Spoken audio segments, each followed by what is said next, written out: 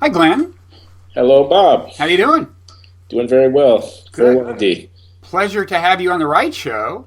It's a pleasure to be on. I'm feeling right at home here at Blogging Heads, so it's good to, come into the mothership every now Yeah, and then. I don't know if you had the same TV viewing habits as I did as a kid, or exactly how old you are, but it's kind of like when characters from Green Acres would show up on Petticoat Junction or something. I mean, you're the host of the Glenn Show on Blogging Heads TV, and here you are on the Wright Show.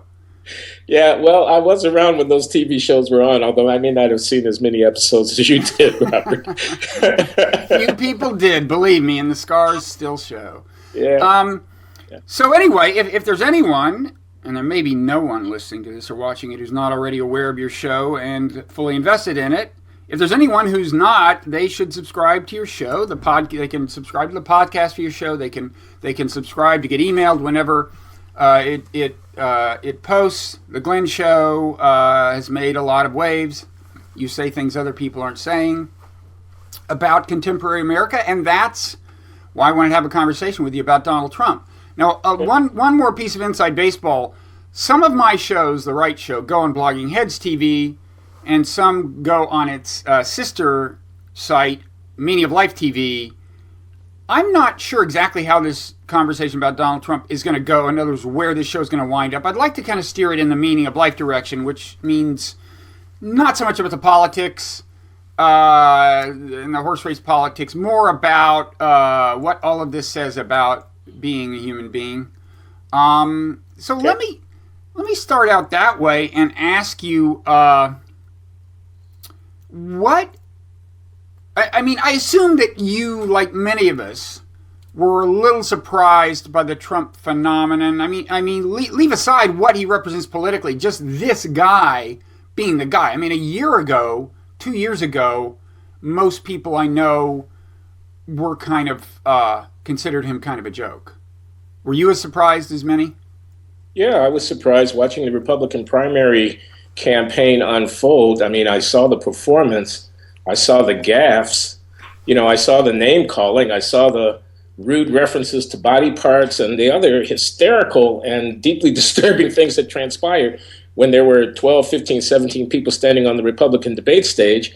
And it would have never occurred to me as this thing was unfolding that the Donald could actually prevail. I mean, after all, some of these people, Jeb Bush for one, or John Kasich for another, are serious politicians. They've got substantial political accomplishments behind themselves. They're public administrators. They've been playing the game for decades.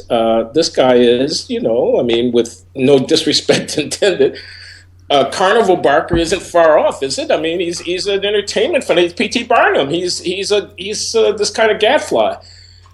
He doesn't have the background. You just don't think it's going to happen. So as the train wreck unfolded in slow motion and he became the nominee of the Republican Party, I was very surprised to see it happen, but it did indeed take place.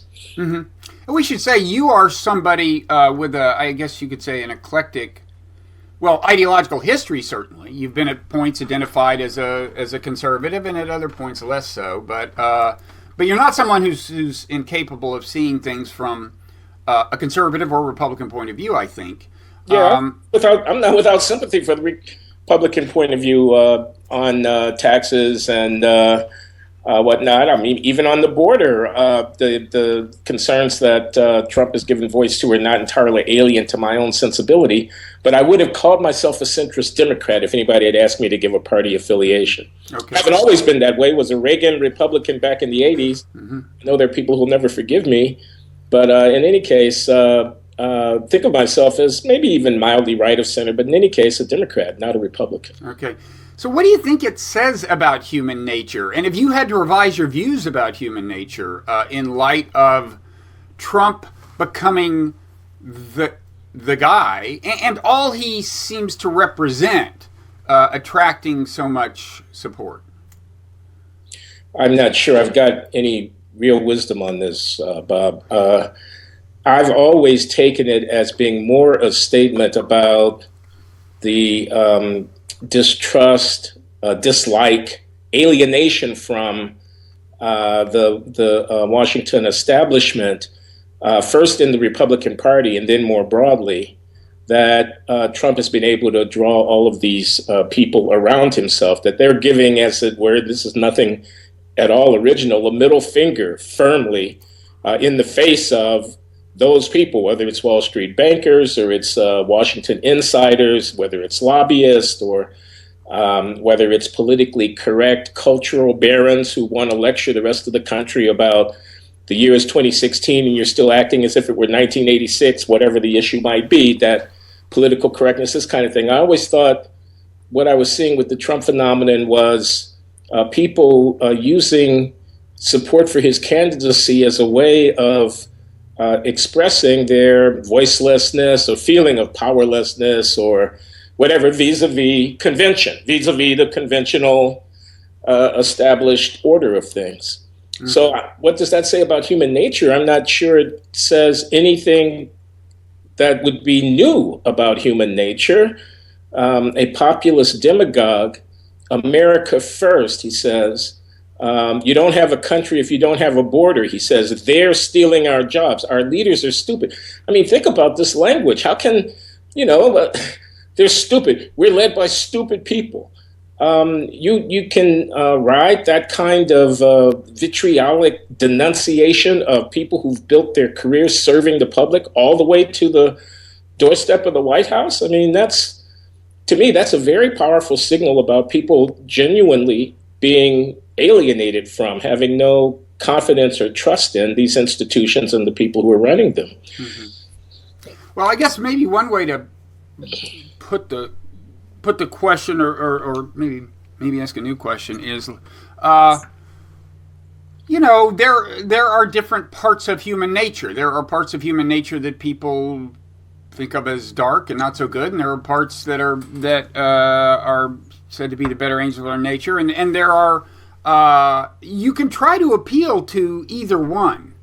I guess, is it your view, and I don't mean to be leading the witness here, and in general, I'm certainly not as disdainful of Trumpism as many people of my own ideological persuasion, and which is to say, progressive. But do I take it that you're saying that he appeals to the worst part of human nature by and large? No, I don't mean to be saying that. I don't think alienation from anger at a sense of lack of trust or confidence in the major governing institutions of the country is a sign of some kind of damaged or problematic human nature. I could see how people might find their way around to that position. After all, is it not the case that we've been led into an endless series of wars in the Middle East that have cost us untold amounts of treasure, et cetera, et cetera? Is it not the case that we've been lied to or manipulated by certain institutions that we, 30 years ago would have just reflexively put our trust in, whether it be the person occupying the office of the presidency of the United States, or it be, leading news organs that we would have taken as, papers of record, but that have become much more explicitly partisan. I mean, is it not the case that an arrogant sort of elite in the culture, entertainment business, I take a Bill Maher as a kind of a prototypic representative of it, has been sneering for years down their noses at yokels who happen to live in Branson, Arkansas, or Chattanooga, Tennessee, or whatever it might be.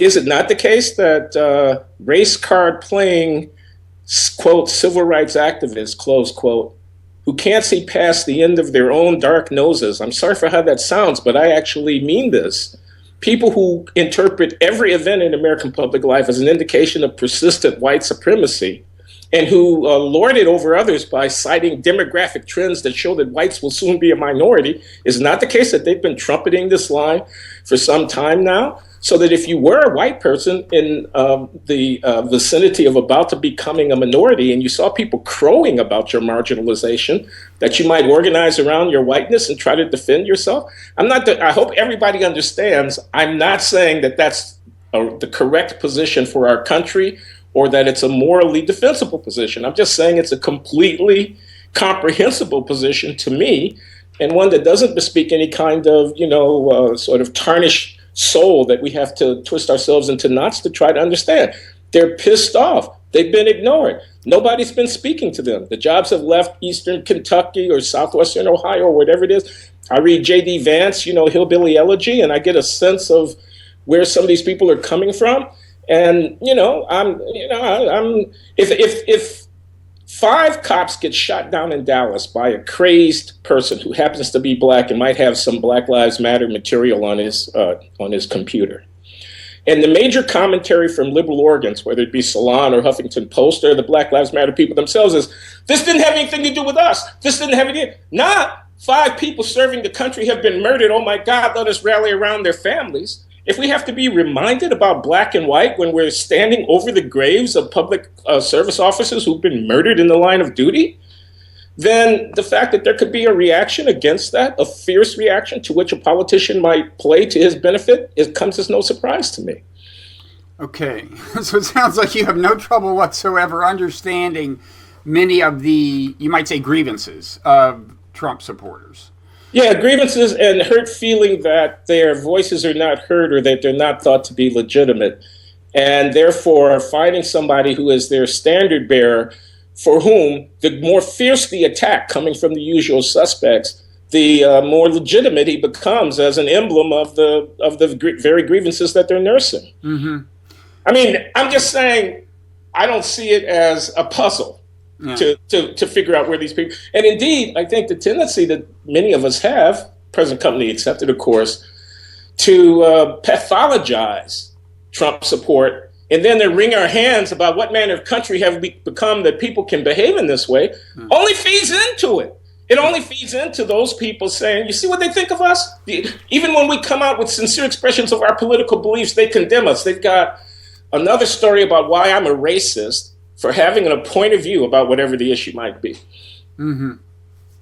Yeah, no, I don't. I'm not among those who has a lot of trouble understanding, I think, what's going on. I mean, my sister is going to vote for Trump. I to some extent, I come from these people. To some extent, I mean, my family's complicated, but this isn't alien to me. Okay. And that's an oversimplification of my family, which I won't get into. But anyway, I have more than one close relative who I'm not at all sure is going to vote for Hillary, and I have at least one sibling who's definitely going to vote for Trump. So I kind of get all that.